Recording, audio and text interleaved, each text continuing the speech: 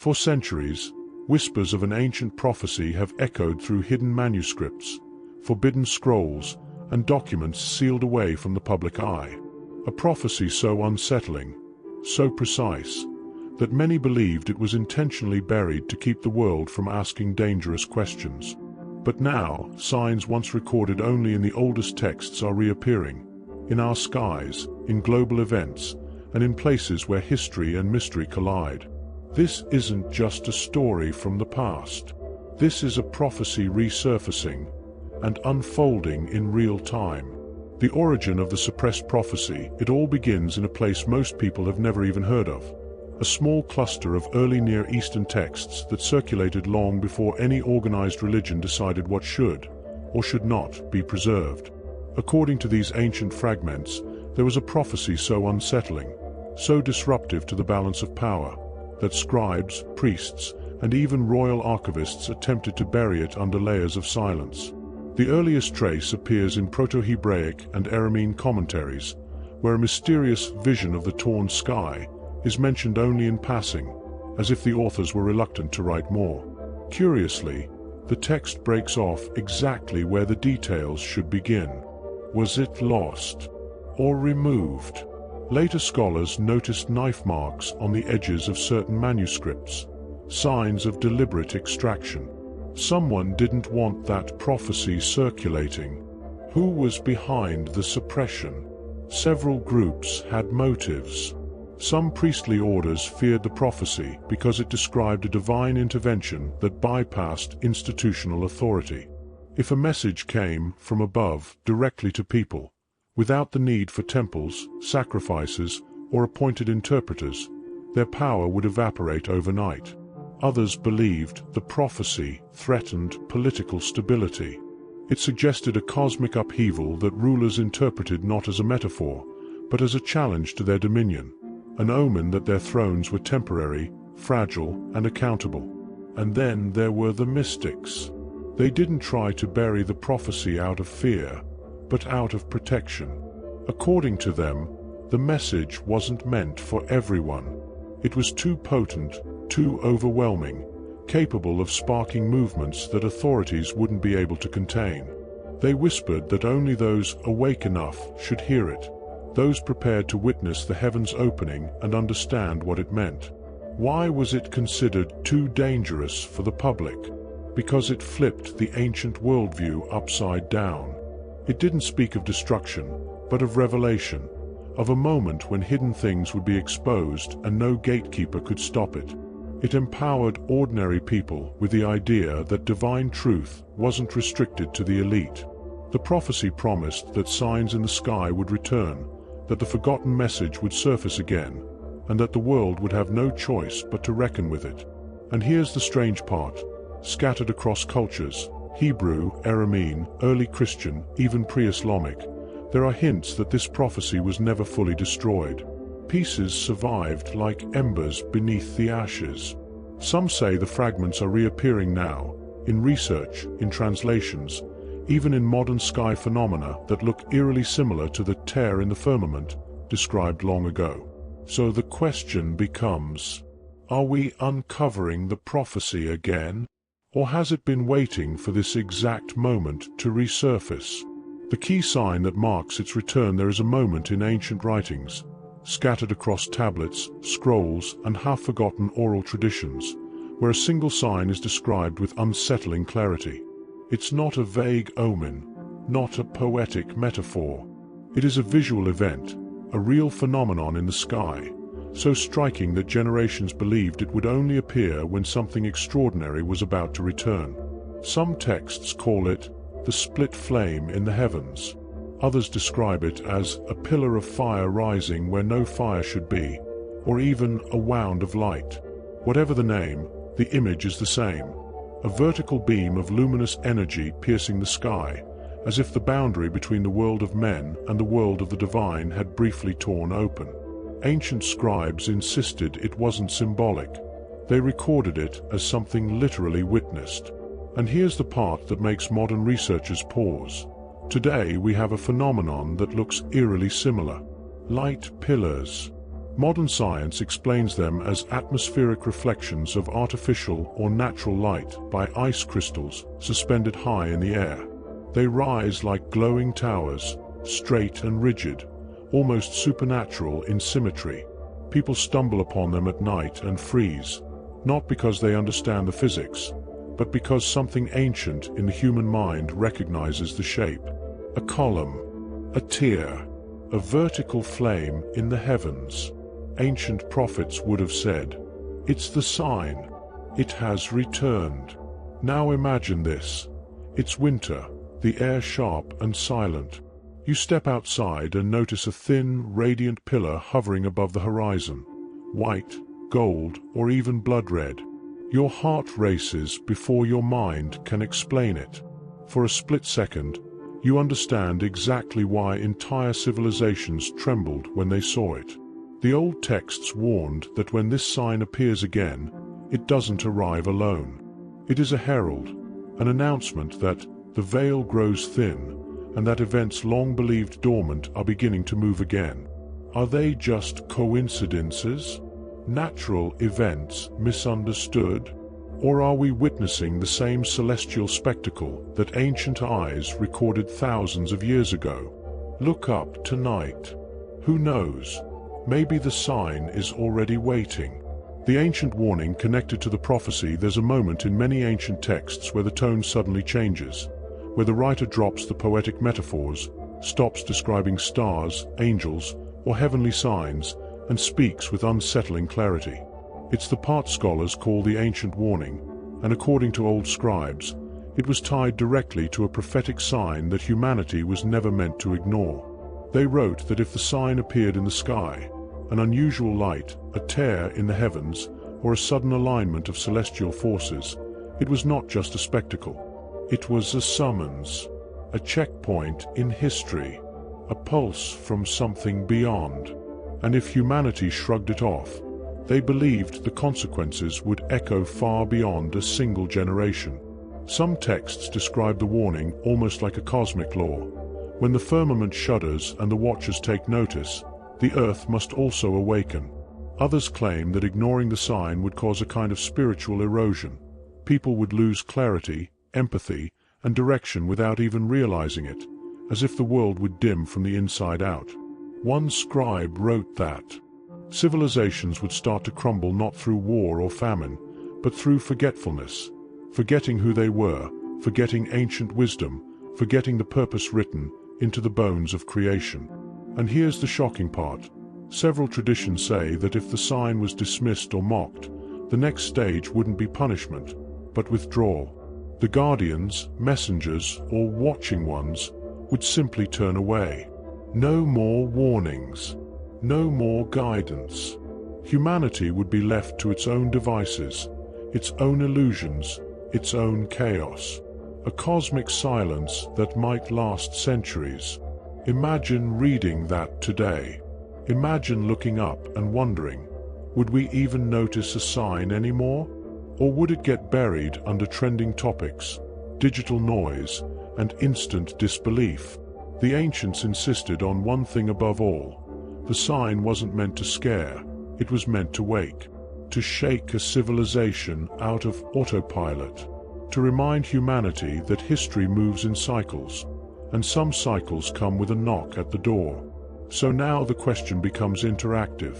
Your question: if the sign appeared again today, unmistakable and brilliant, would we recognize it?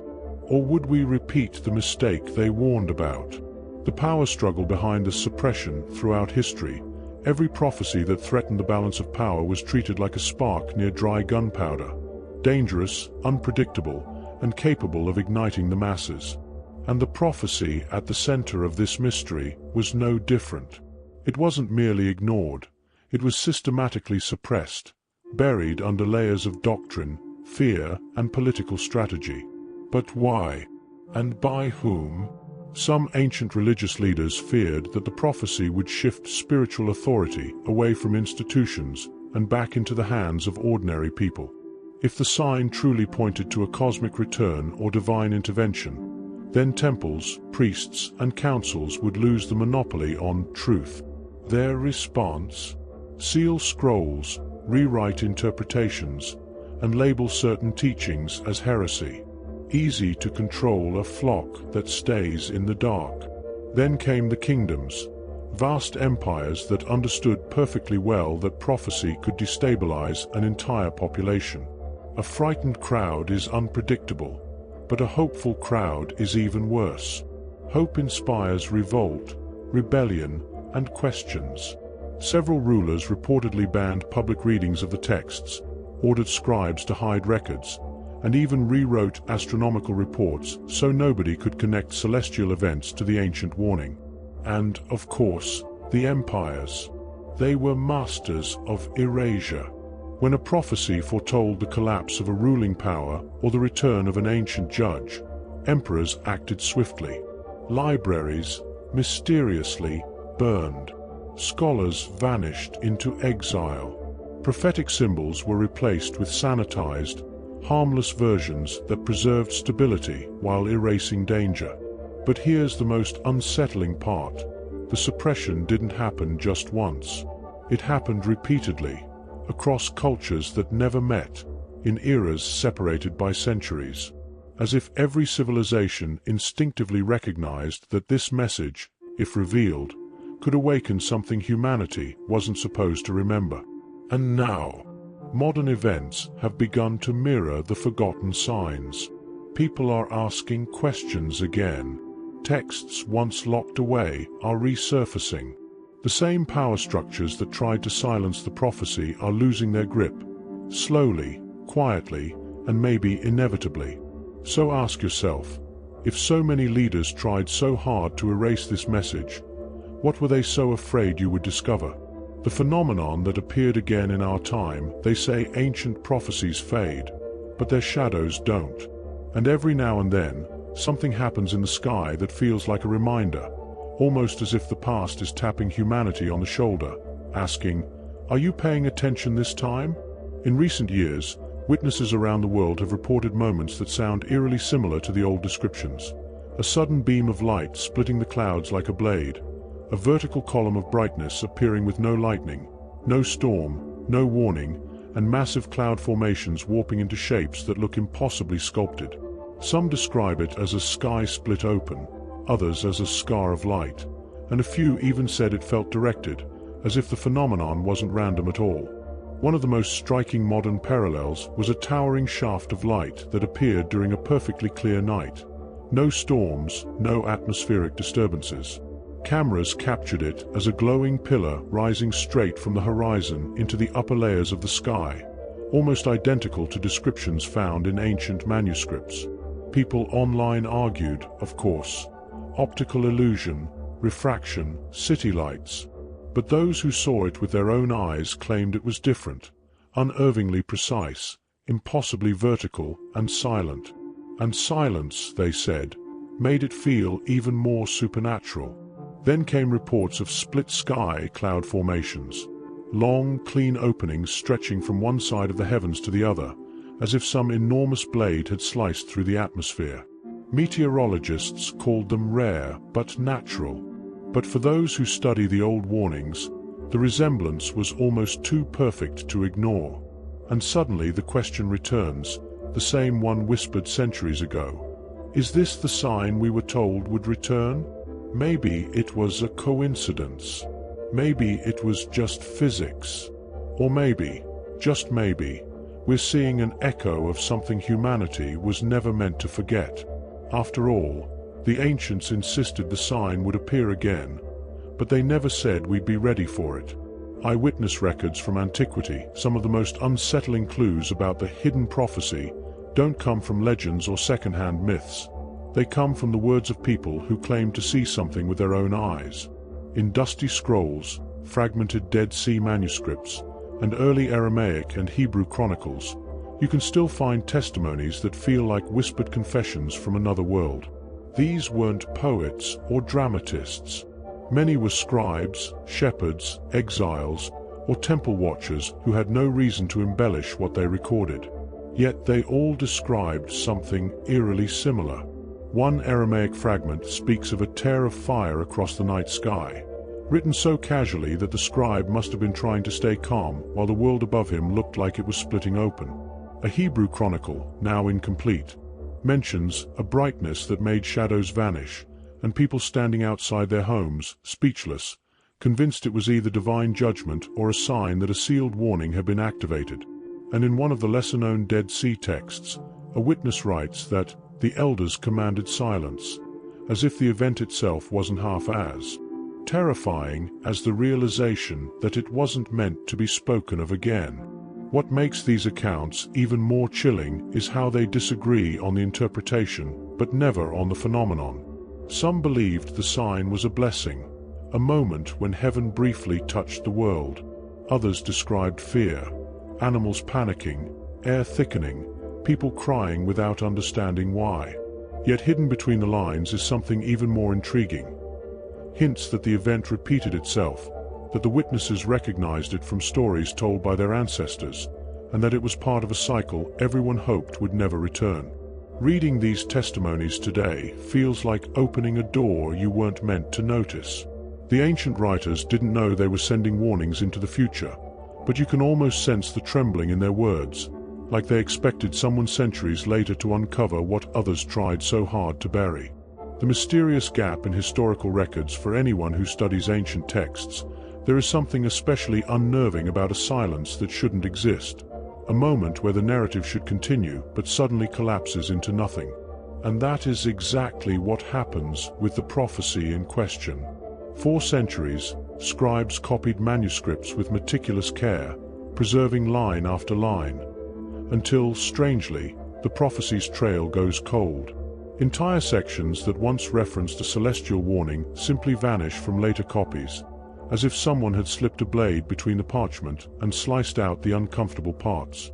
What makes this gap even more suspicious is the timing. The silence doesn't appear gradually. It hits abruptly, almost overnight in historical terms. One generation writes about the prophecy as if it were common knowledge, debated, feared, whispered in marketplaces, and then the next generation acts like it never existed.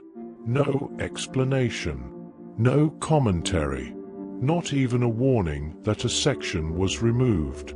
It's as if the scribes themselves were told not to acknowledge that anything had changed. Researchers who analyze these gaps often find faint clues. Odd ink smudges where text may have been scraped away, margins that once held commentary but have been scrubbed clean, or references in unrelated writings hinting that certain visions are no longer to be repeated. It's subtle, but the silence screams louder than any preserved verse ever could. And here's the part that keeps modern scholars up at night. The disappearance isn't random.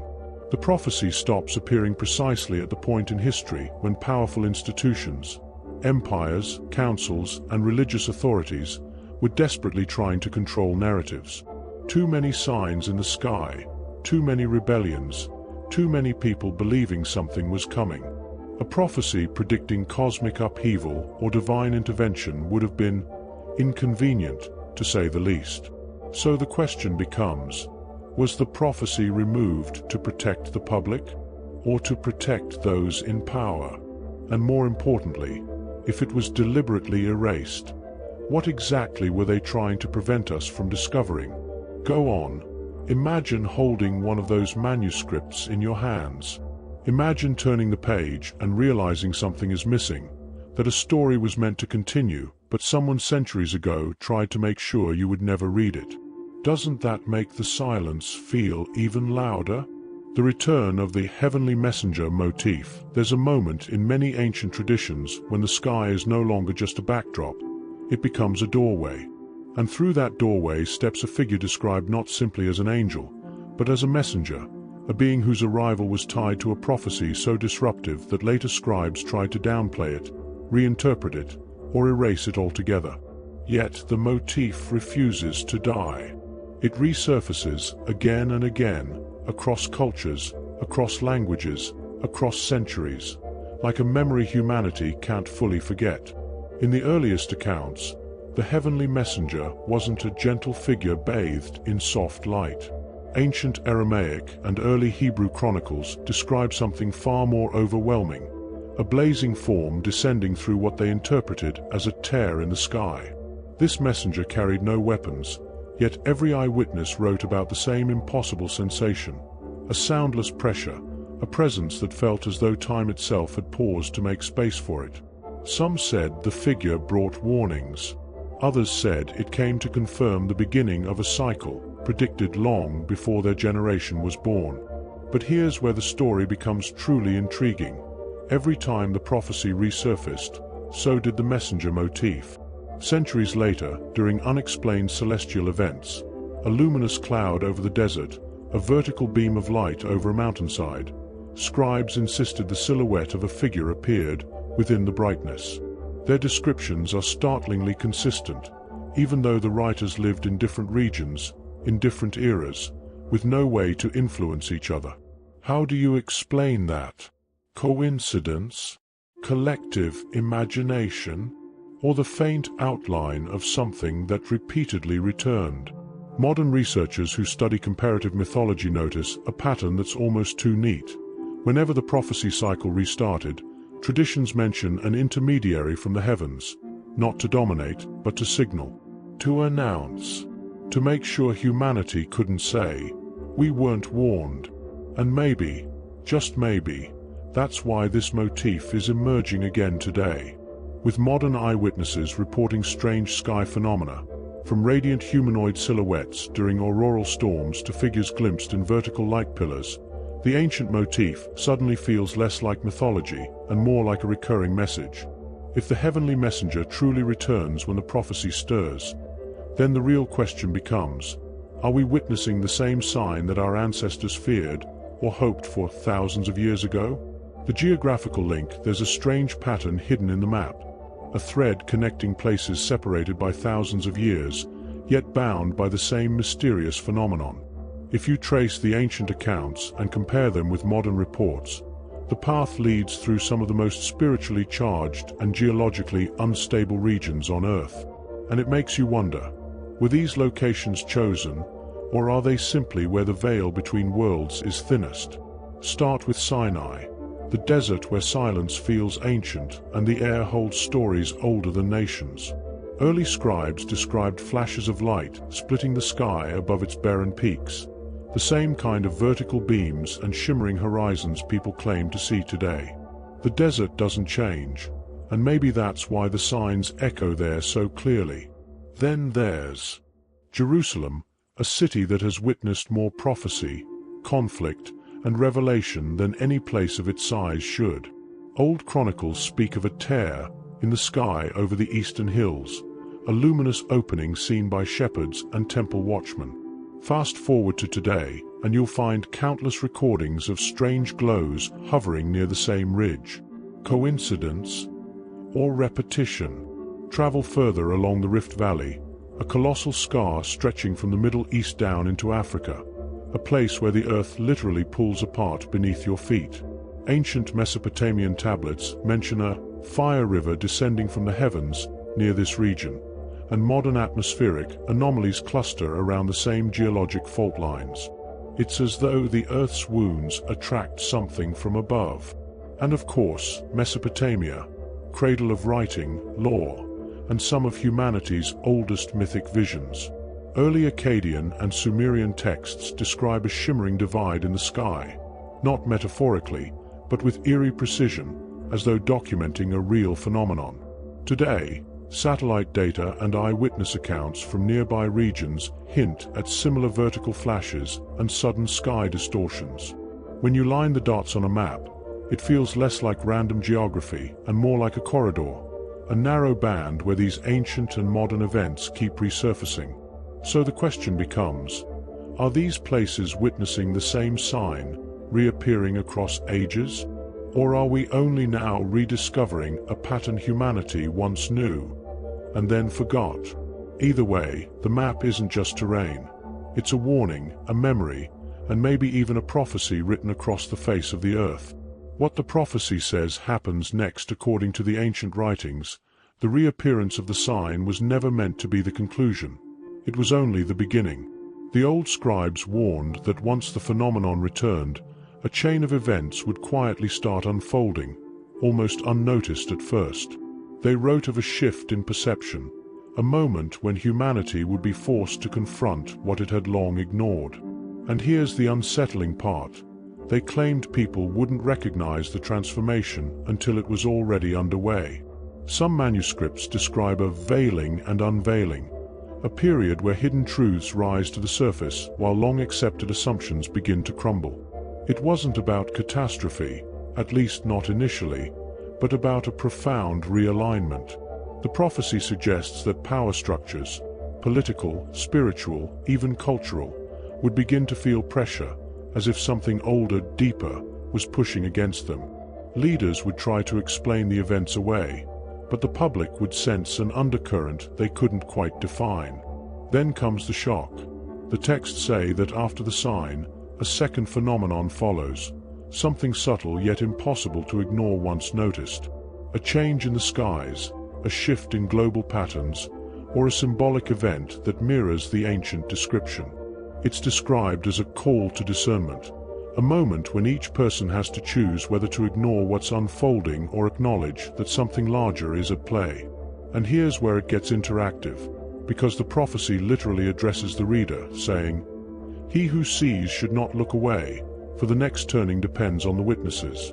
It implies that the transformation isn't just cosmic or political, it's personal. Awareness itself becomes part of the unfolding prophecy. So what happens next? A world slowly waking up, a veil lifting, a sign followed by a shift that refuses to stay silent. And now the real question is, if the sign has returned, how much of what comes next has already begun?